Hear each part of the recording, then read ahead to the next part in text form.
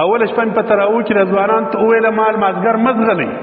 چې لمونځ مو وکړي نیم ساعت دلته کښېنئ باره ولاړ شئ چش کوئ روژه مات ښه دی درته تیاری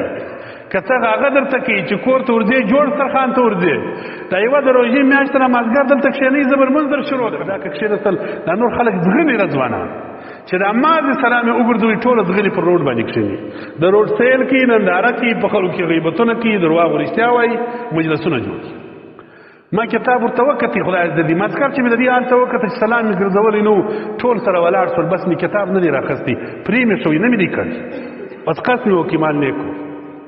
دا د دین اهانت کوم چې ته غوږ نه پرنیسې زه درته ګاډی یم دا ما ته د دین سپکاوی مال مې ورځې نه کوم چې رب د چا د ور جوړه کړې دغسې امي سړی به یې خدای وده به خدای ور جوړه کړي آخرت ته به سم کړي دا بل د به نه ور جوړه کړي په روژه کې به هم د دې ناروا څه مخ نه راګرځي خلاصه مقصد مې دا دی روژه دې هر وخت روژه ده ځوانه فضیلت ثواب ستا دپاره هغه وخت دی په روژه کې چې لمونځ په جماعت وکړه ستا دپاره ثواب هغه وخت په روژه کې دی چې د نفلي عباداتو اهتمام وساته تراویح وکړه تلاوت د قرآن پاک وکړه ذکر و اذکار وکړه اوراد وکړه علماو ته کښېنه لمونځ یې زده کړه زه خو زما زړه تنګ سوی زړه مې راته تنګ سي پرون مې هم دې ته وویله قرآن پاک کې الله تعالی نبي کریم صلی الله علیه وسلم ته مکرر ورنه وایي چې خلکو ته دعوت کوه زړه مه تنګوه هدایت والا رب العزت دی چې چاته یې کوي که چاته یې ما په روژ کال وړم کال دا نور کلونه دلته مازګر یو بیان کوي اوس سږ کال مې پرېښوي اوله ورځ چې روژه راغله کتاب یې ښه ورته وکتې اراده مې وره خلکو ته مې وویله ما لمونځ در شروع کوم اوله شپه مې په تراویح کې د ځوانانو ته وویله ما مازګر مزغلی چې لمونځ مو وکړي نیم ساعت دلته کښېنئ باره ولاړ شئ چش کوئ روژه مات ښه دی درته تیاری که ته هغه درته کوي چې کور ته ورځې جوړ سترخان ته ورځې دا یوه د روژې میاشت نه مازګر دلته کښېنئ زه به لمونځ در شروع کړم د سره به یې در شروع کړم در دا پایه پورې دغه لمونځ اهم عبادت دی د ورځې 15 واره یې کوئ خو ګوره که دې زده نه و کوئ د ثواب یې نشته نو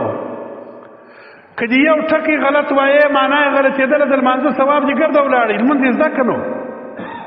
څوک نه راته کښې بس د څو سپین ږیري هغه هم د یو کلي سره راغلي بله دا که کښېنستل دا نور خلک ځغلي را ځوانان چې دا ماز سلام یې وګرځوي ټوله ځغلي پر روډ باندې کښېني د روډ سیل کې ننداره کوي په خلکو کې غیبتونه کوي درواغ و رښتیا وایي مجلسونه جوړ ما کتاب ورته وکتې خدای د دې مازګر چې مې د دې هلته وکته چې سلام مې ګرځولی نو ټول سره ولاړ شول بس مې کتاب نه دی راخستی پرې مې شوی نه مې دی کړی بس قصد مې وکړي مال نه کو دا د دین اهانت کوم چې ته غوږ نه پرنیسې زه درته ګاډی یم دا ما ته د دین سپکاوی مال مې ورځې نه کوم سپکاوی بس دا یوه جمعه بله جمعه بیان درته کوم که د جمعې لمانځه ته راځي که بیان ته راځي درته وایم نور نه درته کوم دا مې قصد وکړي ولې خلک د دین سره ناچوکه سو یبله هلچې اخره زمانه ده د دین ناشوقي ډېره ده د دین سره تعلق د مسلمانانو کم سو بلې خوا موږ د ملایانو په جامه کې څه بدبخته انسانان لرو چې ځان ته مسلمان وایي ځان ته قرآن مخ ته یږدي ترجمه د قرآن درته کوي ځان ته ملا وایي د دین غمخوار وایي